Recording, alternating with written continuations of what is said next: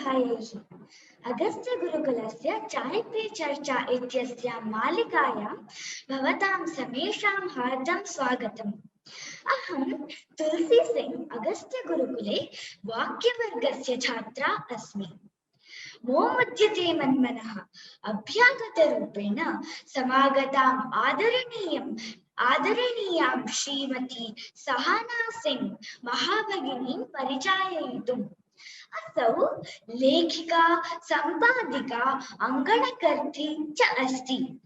अनया जलनिर्वहणं, पर्यावरणं, भारतीय इतिहासादि विविध विषयेषु मालिकाविधिना अनेकाः लेखाः प्रकटिताः। इयं नागरिक अभियान्त्रिकक्षेत्रे स्नातकपदवीं, पर्यावरणस्नातकोत्तरपदवीं च देहली अभियान्त्रिकमहाविद्यालयतः अवाप्नोत्। राष्ट्रीयलेखनस्पर्धायां द्विवारं विजयी भूत्वा लेखनक्षेत्रे स्ववृत्तिप्रेरणामलभत्। 2013 वर्षे वर्ल्ड बैंक द्वारा आयोजितायां वाटर मीडिया नेटवर्क जर्नलिस्ट स्पर्धायाम् एषा विजिता। एशियाखण्डस्तरीय पत्रिकोद्यमेषु डेवलपिंग एशिया जर्नलिज्म इति नामकं पुरस्कारं 2008 वर्षे अविन्दत। 2020 वर्षे आयोजितस्पर्धा द फॉरगॉटन साइकिल इति प्रदर्शितं तस्याः लघुचित्रं प्रथमपदग्रहणेन स्वप्रतिभां द्योतयति। The educational heritage of ancient India, how an ecosystem of learning was laid to waste इत्याख्य ग्रन्थे तस्याः ग्रन्थरचनपटुत्वं ज्ञास्यामः। अस्याः लेखाः Reader's Digest, Washington Post, Discovery Channel Asia, Asian water magazine, Swarajya, India Facts, my in makers इत्यादि प्रसिद्ध अन्यान्य मुद्रणालयेषु समुद्रिताः। सा सर्वदा जलनिर्वहणं, भारतीयेतिहासः, सामूहिकमाध्यमः इत्येतेषु क्षेत्रेषु विविध संदर्शने च प्रवचन व्यग्रा वर्तते।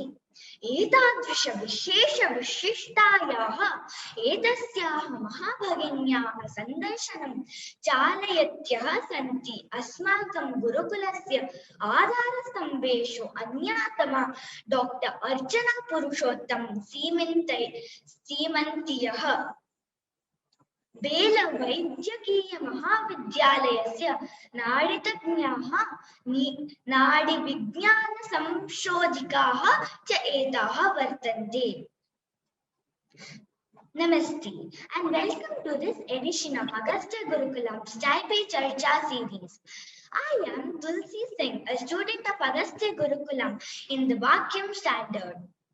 We are privileged to have with us as our guest today Srimati Sahana Singh, an author, editor, columnist who writes on a variety of issues including water management, environment, and Indian history. She holds a bachelor's degree in civil engineering and master's in environmental engineering from Delhi College of Engineering in India. But winning 2 national essay contests prompted a career shift to writing.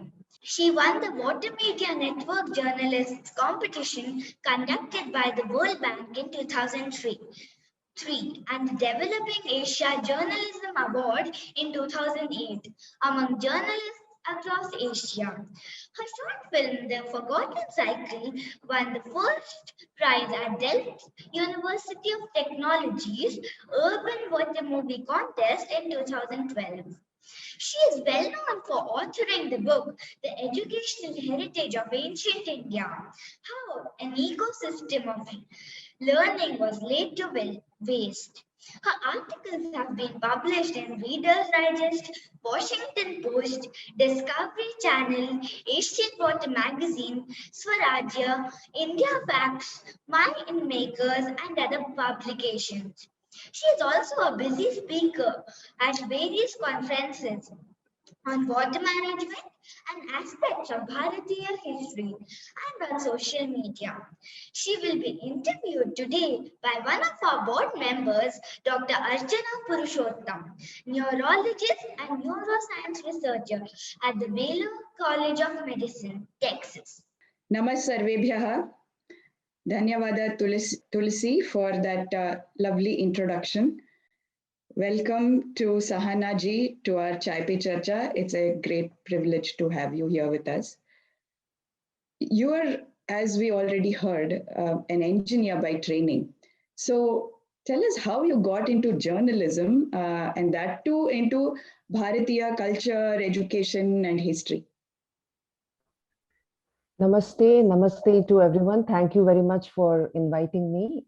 It was an absolute pleasure to listen to Sanskrit being spoken so fluently, and I don't think I ever got an introduction in Sanskrit, so I'm feeling very thrilled with that. Thank you very much, and I apologize for speaking in English. I hope a day will come when I will make a whole presentation in Sanskrit. I'm also a student Sanskrit. Regarding your question, how did I get into this field? Well, after graduating, after my master's, I worked as an engineer for many years. In fact, I met my future husband while I was working in Mumbai. So the thing is that I've always been writing and scribbling right from the time I remember. So I had also won all India essay competitions when I was in India. And then after I got married, we moved to Singapore. So that's the time when I made a shift to writing completely as a career, because I joined a magazine on the water management called Asian Water, which was writing about pollution and things like that. And so it kind of combined my engineering knowledge and my writing passion. So I was right in the thick of everything. I was going to water conferences, meeting, going to places, writing stories about pollution, what measures were being taken. So I was like bridging the gap between engineers who don't sometimes write very well or communicate well and the laypersons. So I was able to explain concepts to the laypersons through my editorials and all that. So I did that, traveled all over the world, I think more than 30 countries. But at the same time, I used to be reading history. It was always one of my favorite subjects, even in school. So if there was no kind of a status symbol, associated with being an engineer, maybe I would have turned towards history. So that part didn't happen. So I became an engineer. And my father used to tell me that if you love history so much, you can always shift to it later. But it's to be an engineer, it will help you to earn well and all that. That's the reason he used to tell me. So anyway, so I used to read history books, and that's how I came across the works of Dr. Rajaram, Dr. N.S. Rajaram. So I'm extremely grateful to him because it was through his books that I came to know that what we learned about history in school was not really right. It was the colonized version of history. And through Dr. Rajaram, I came to know the works of Dr. David Frawley, and then kept on reading. But I was still not writing about history. I was thinking that, okay, my expertise is writing on water issues. So I was not writing about history. So that happened when I moved to the US.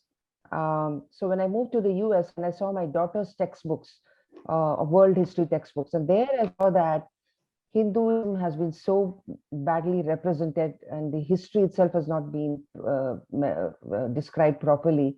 All that they wanted to say about India was the caste system, sati, women subjugated and such things. So that's when I started writing articles for Swarajya, India Facts. And slowly as I got into it, it became more and more interesting. And I got more material, and before I knew it, I had already written a book, and now my second book will also be out soon. So that's the story. Very interesting. I think thank goodness for a lot of us and for, Hindus and Bharatiyas in particular that you made the switch. So, I know you're an expert on ancient Indian education, and that's the subject of your book. We will, talk about that on another day. In the future, we'll hopefully have you back to talk about that. Today, let's talk about something that is often not talked about, which is sanitation and, pollution. So let's jump straight to the heart of that issue with the most basic question. So is the modern day Western commode the optimal solution for disposal of human waste? What is the verdict on that? So it is the most convenient solution, definitely not the most optimal solution. It's the most convenient solution. That's why it became so popular. So you sit in the toilet and you just flush away your waste. It goes out of sight. You don't have to worry where it went. So that is the thing about it. It has led to the biggest problems of sanitation today. So, let me explain the modern system a little bit to you. So the modern system consists of pipes called sewers. So all the all our houses, commercial establishments, industries, right? They all use water, and that used water is called wastewater. And when it comes from houses and restaurants and all, it's called domestic wastewater. Actually, no, just the houses is domestic wastewater. There are others are commercial wastewater, and the other word is sewage for this wastewater. So through these pipes, it is transported to treatment plants, the centralized treatment plants typically. And at the plants, the sewage undergoes preliminary treatment, primary treatment, secondary treatment, and then sometimes, if there is a budget for it, advanced treatment. So, and then after that, whatever comes out, that's called the effluent, the treated effluent. Now, there's a huge cost of digging underground and installing all those sewers, which are the pipes which are carrying our water to those treatment plants. And there's also a lot of energy used in separating the solids that we have when we flush. The solids and water went out together, right? So now when they go to treatment plants, the water is after the solids are taken off from there, then they make a lot of effort to separate water from it. So and then the separated solids, they are called the sludge or biosolids. They are sent to the landfills and then they are incinerated. That's the process. So the question to ask is, why was clean water mixed with human waste in the first place? Because it takes just a little bit of waste to pollute a whole lot of water, and in spite of that, we are putting so much of our waste, we are flushing it with clean water, and then we are spending so much to get it all cleaned up, to separate that water. So now in many parts of the world, due to the huge cost, the sewers and wastewater plants do not exist, or they do not function properly. So the untreated sewage is sent directly to the water bodies or land. So this leads to the outbreak of diseases. That's how waterborne diseases are spread. It destroys aquatic life and it causes economic losses. So when clean water is provided to a community, ironically, it leads to more pollution, because once clean water is used and it becomes dirty, then if it is not managed properly, it leads to more pollution. So so the other problem with modern wastewater management is that we are losing useful nutrients, in our excreta, like in the urine. Obviously, when we have food, the food contains a lot of minerals, nutrients, and the body doesn't absorb all of that. So that excess, which is a lot of it, goes into the urine. And then, so the urine contains all this nitrogen, potassium, phosphate, other things. So it should be taken back. I mean, we should not be letting it go out and get wasted. We should be actually collecting it back. That's not happening. The modern system just lets it all go out into nature, because even the treatment plants, they are mostly not recovering all those nutrients. So that's the problem with the modern wastewater treatment system. That's interesting. I'd never thought of it that way, that we are actually doing the wrong thing, which is taking clean water and mixing it up with something that actually was separated out. And perhaps, so from that, I'm getting a clue that maybe the right thing to do is not to mix them in the first place. And that may be a good way of getting rid of it. So let me go on to, let's go a little bit to history and understand if this has so many drawbacks, as you pointed out. How did this system originate? Who developed it, or and how did it become so popular today? People love the concept of being able to flush away something that is smelly and not bother about it. And then, so people love short-term benefits. They don't like to think of long-term damages. So once it was realized that you can actually have a flush away or solids, and all you need to do is to take it in from pipes into some system, treatment plant, which is somewhere. Initially, there were no treatment plants. Initially, it was just flush it away and then just put it into the rivers or whatever, into the land. That was the way it evolved. It started off, and then later as we go on, I'll tell you the story of all that, because I think we should first talk about go in a chronological way, and then I can tell you how it all played out. Okay, so maybe then we could start a little bit with the Bharatiya understanding of hygiene, and how that was different. Yes. Yeah, that's a good place to start. So the thing is, the Bharatiya understanding of Shaucha, that was very, very profound. So it was not just external cleanliness, like your surroundings should be clean, your clothes should be clean, you should be clean. Not just that, it also included your mind and thought. So it was that bigger concept. Now, there was a clear understanding that a lack of Shaucha can lead to disease. So this connection had been made by our ancients a long time ago. So the Manusmriti, for example, it's a much reviled text. People only associate it with all kinds of things, but they don't know that it has some real knowledge about sanitation, amazing knowledge. It lists out the impure substances that are produced by the human bodies.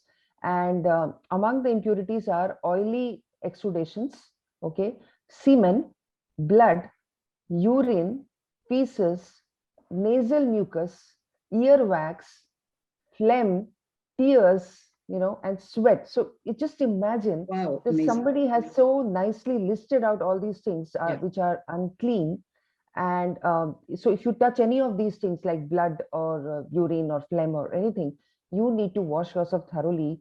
You should not be touching food with that, or eating or touching other people. That was the kind of understanding. And Manusmriti is so ancient. It could be like 300 BCE or 2000 BCE, beyond that too.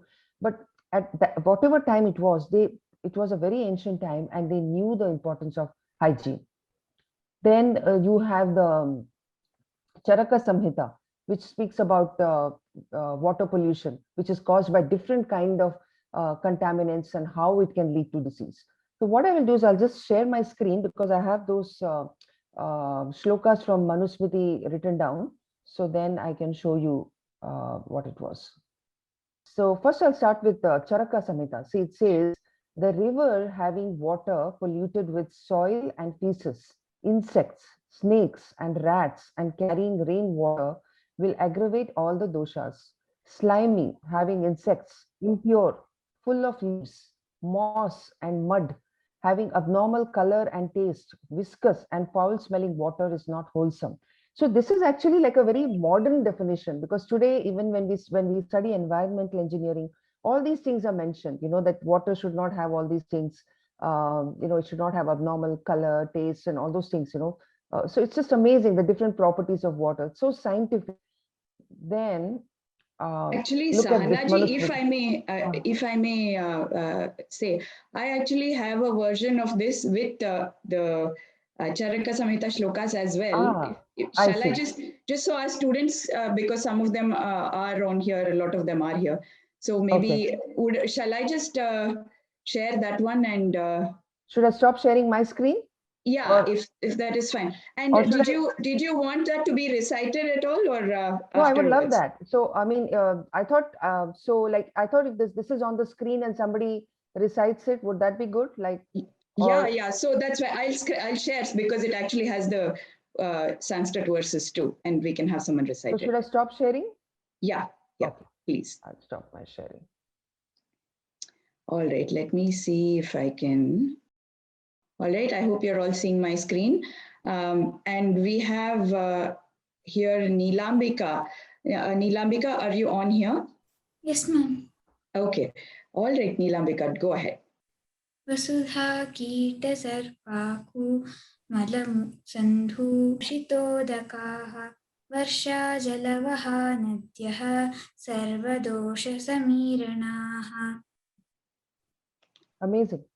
So this is the Charaka Samhita telling you about how rivers should not be polluted. Very categorically it has been mentioned. You also want to show the Manusmriti verses? Yes, I'm just going to the next one. So this is still, there are two from Charaka Samhita. So okay, we can finish this one too. Go ahead. Vapi Kupatadagocha Sarah Prasavanadishu Anupa Shailadhanvanam Gunadoshair Vibhavayet. And this one you already mentioned the meaning of, right? Correct. So yeah, we can just go to. I can go to the next one. Go ahead. Yes. Napsu Mutram Purisham Va Shrivanam Va Samutrajet Amedhya Liptam Anyadva Lohitam Va Vishaniva. Yeah, so the English meanings is let him not throw urine or feces into the water, nor saliva, nor clothes defiled by impure substances, nor any other impurity, nor blood, nor poisonous things. Duradavasathan mutram durat padavasechanam uttisthan nishekam cha duradeva samacharet. So far from his dwelling, let him remove urine and ordure. Ordure is excreta. Far let him remove the water used for washing his feet, and far the remnants of food and the water from his bath. I think that's it, right? From Manusmriti. Do you, this Mahabharata, do you know this shloka as well, Neelambika? Or, Yes, ma'am. Wow, okay. That's amazing. I'm very happy. Go ahead.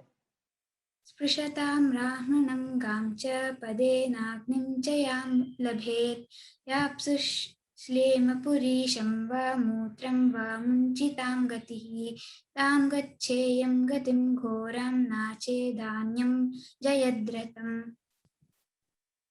Thank you so much, Nilambika. So it says, these are worlds, there are worlds attained by those who touch brahmanas, cattle, and fire with their feet, and those who release phlegm, excreta, and urine in water. If I do not kill Jayadratha, let those terrible ends be mine.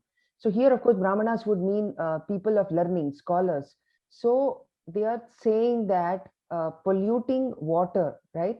What Arjuna is saying is that polluting water is equivalent to the crime of insulting brahmanas, cattle, all those things. It's the same as releasing all these dirty things into water, urine and all that.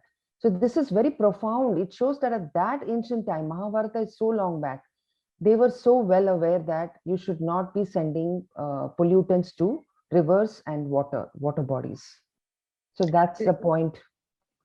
It's amazing that, this seems to have been such a great sin that they invoke it as a, model sin to say, let that be my, fate if I don't do this. Exactly. Before, I think that was the last of Neelambika's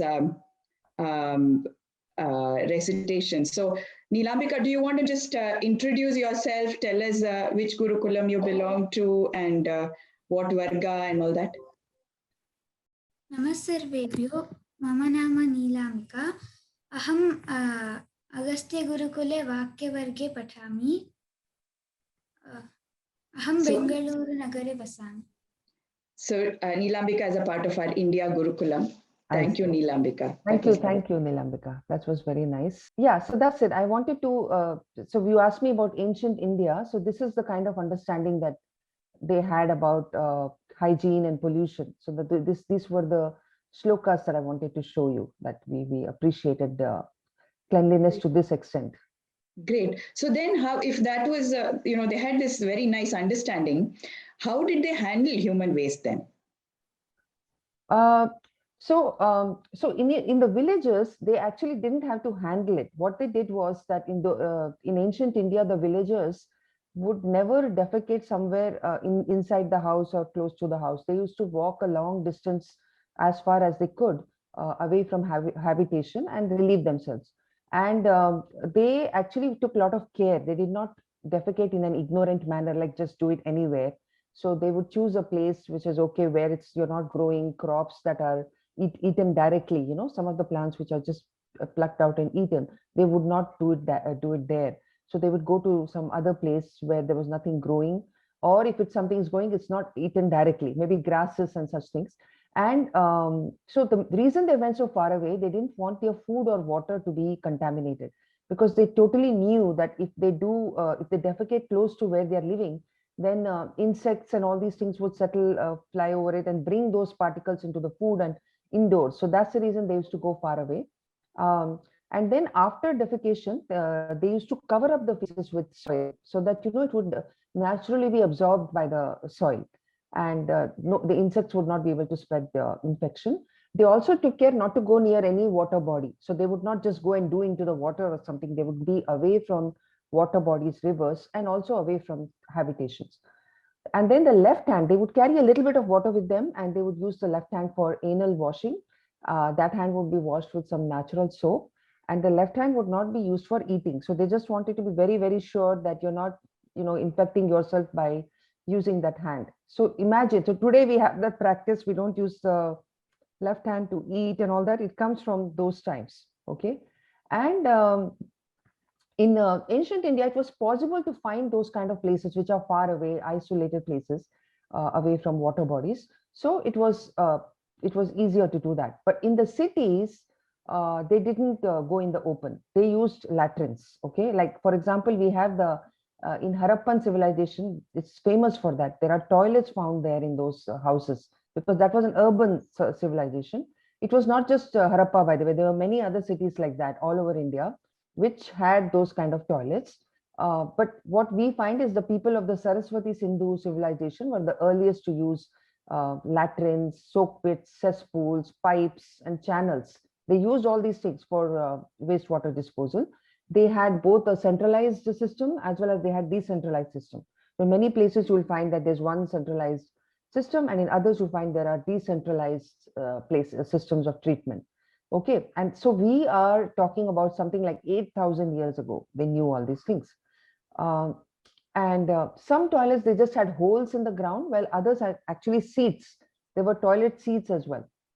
Now, the thing is, they used terracotta pipes, which they used terracotta pipes and brick lined soak pits. These have been found in Takshashila, Delhi, Ujjain, Arikamedu, Tamil Nadu, all these places. And in fact, if we do more excavations, we'll come to know more about these things, right? In fact, in Arikamedu, they even have industrial wastewater treatment, because Arikamedu used to produce textiles which were exported to Rome and all that. And they have found industrial wastewater treatment systems there. But the majority of the people, they lived in the villages, and so they used to do open defecation, but in a very controlled and knowing way. And then what happened is, after the Muslim occupation of India, then it became common for the harems, the harems where the women were kept inside forts. It became common for them to have rows of toilets indoors, because the royal women were not allowed to go out. And so then the practice of carrying the waste started, where somebody has to carry the waste from those toilets and take it out and put it in the fields. And that's how the manual scavenging process came about. And this is exactly what was happening in Europe as well. In Europe also, the same thing of manual scavenging, night soil workers, all these were the people who used to carry the waste from the toilets and dispose it off.